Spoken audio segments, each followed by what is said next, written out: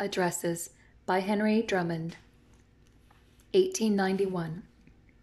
The Study of the Bible. I will give a note or two, pretty much by way of refreshing the memory about the Bible and how to look at it.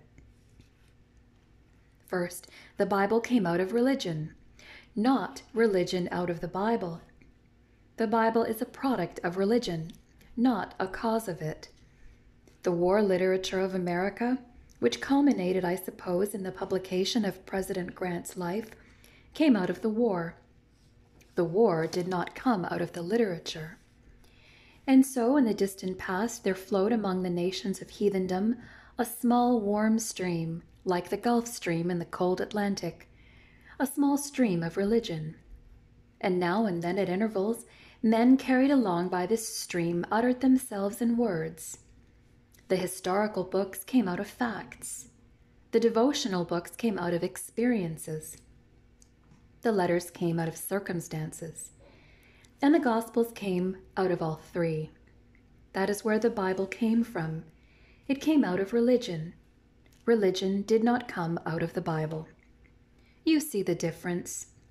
The religion is not, then, in the writing alone, but in those facts, experiences, circumstances, in the history and development of a people led and taught by God. And it is not the words that are inspired so much as the men. Secondly, these men were authors. They were not pens. Their individuality comes out on every page they wrote. They were different in mental and literary style, in insight, and even the same writer differs at different times. 2 Thessalonians, for example, is considerably beneath the level of Romans, and 3 John is beneath the level of 1 John. A man is not always at his best. These writers did not know they were writing the Bible. Third, the Bible is not a book. It is a library.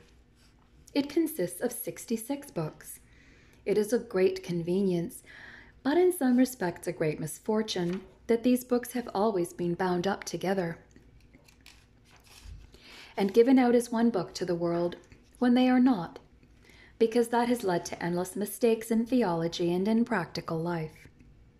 Fourth, these books, which make up this library, written at intervals of hundreds of years, were collected after the last of the writers was dead, long after, by human hands. Where were the books? Take the New Testament. There were 4 lives of Christ. One was in Rome. One was in southern Italy. One was in Palestine. One in Asia Minor. There were 21 letters. 5 were in Greece and Macedonia, 5 in Asia, 1 in Rome. The rest were in the pockets of private individuals. Theophilus had Acts. They were collected undesignedly. For example, the letter to the Galatians was written to the church in Galatia. Somebody would make a copy or 2 and put it into the hands of the members of the different churches, and they would find their way not only to the churches in Galatia, but after an interval to nearly all the churches. In those days, the Christians scattered up and down through the world exchanged copies of those letters, very much as geologists up and down the world exchange specimens of minerals at the present time, or entomologists exchange specimens of butterflies. And after a long time, a number of the books began to be pretty well known. In the 3rd century of the New Testament consisted of the following books: the 4 Gospels, Acts, 13 letters of Paul, 1 John, 1 Peter, and in addition the epistles of Barnabas and Hermas. This was not called the New Testament, but the Christian library. Then these last books were discarded. They ceased to be regarded as upon the same level as the others. In the 4th century, the canon was closed. That is to say, a list was made up of the books which were to be regarded as canonical. And then long after that, they were stitched together and made up into one book, hundreds of years after that. Who made up the complete list? It was never formally made up. The bishops of the different churches would draw up a list each of the books that they thought ought to be put into this testament. The churches also would give their opinion. Sometimes councils would meet and talk it over, discuss it. Scholars like Jerome would investigate the authenticity of the different documents, and there came to be a general consensus of the churches on the matter, but no formal closing of the canon was ever attempted. And lastly, all religions have their sacred books, just as the Christians have theirs. Why is it necessary to remind ourselves of that? If you ask a man why he believes such and such a thing, he will tell you because it is in the Bible. If you ask him, how do you know the Bible is true? He will probably reply, because it says so. Now let that man remember that the sacred books of all the other religions make the same claim. And while it is quite enough among ourselves to talk about a thing being true because it is in the Bible, we come in contact with outsiders and have to meet the skepticism of the day. We must go far deeper than that. The religious books of the other religions claim to be far more divine in their origin than do ours. For example, the Mohammedans claim, for the Quran, a large section of them at least, that it was uncreated and that it lay before the throne of God from the beginning of time. They claim it was put into the hands of the angel Gabriel, who brought it down to Muhammad and dictated it to him, and allowed him at long intervals to have a look at the original book itself, bound with silk and studded with precious stones. That is a claim of much higher divinity than we claim for our book. And if we simply have to rely upon the Bible's testimony to its own verity, it is for the same reason the Mohammedan would have you believe his book, and the Hindu would have you put your trust in the Vedas. That is why thorough Bible study is of such importance. We can get to the bottom of truth in itself and be able to give a reason for the faith that is in us. Now may I give you, before I stop, just a couple of examples of how the Bible came out of religion and not religion out of the Bible? Take one of the letters. Just see how it came out of the circumstances of the time. The first of the letters that was written will do very well as an example. It is the first epistle to the Thessalonians. In the year 52, Paul went to Europe. He spent 3 Sundays in Thessalonica, created a great disturbance by his preaching, and a riot sprang up, and his life was in danger. He was smuggled out of the city at night, not, however, before having founded a small church. He was unable to go back to Thessalonica, although he tried it 2 or 3 times. But he wrote a letter. That is the first letter to the Thessalonians. You see how it sprang out of the circumstances of the time. Take a second example. Let us take one of the lives of Christ. Suppose you take the life recorded by Mark. Now from internal evidences you can make out quite clearly how it was written, by whom it was written, and to whom it was written. You understand at once it was written to a Roman public. If I were writing a letter to a Red Indian, I would make it very different from a letter I would write to a European. Now Mark puts in a number of points which he would not if he had been writing to Greeks. For example, Mark almost never quotes prophecy. The Romans did not know anything about prophecy. Then he gives little explanations of Jewish customs. When I was writing home, I had to give some little explanations of American customs.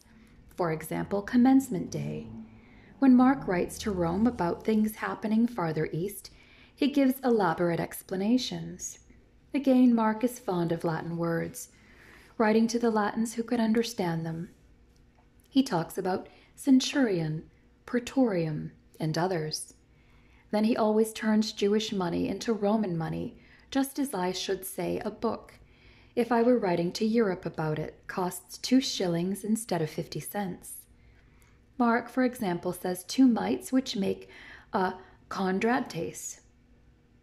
He refers to the coins which the Romans knew, quadrantes. In these ways, we find out that the Bible came out of the circumstances and the places and the times in which it was written. Then, if we will, we can learn where Mark got his information to a large extent. It is an extremely interesting study.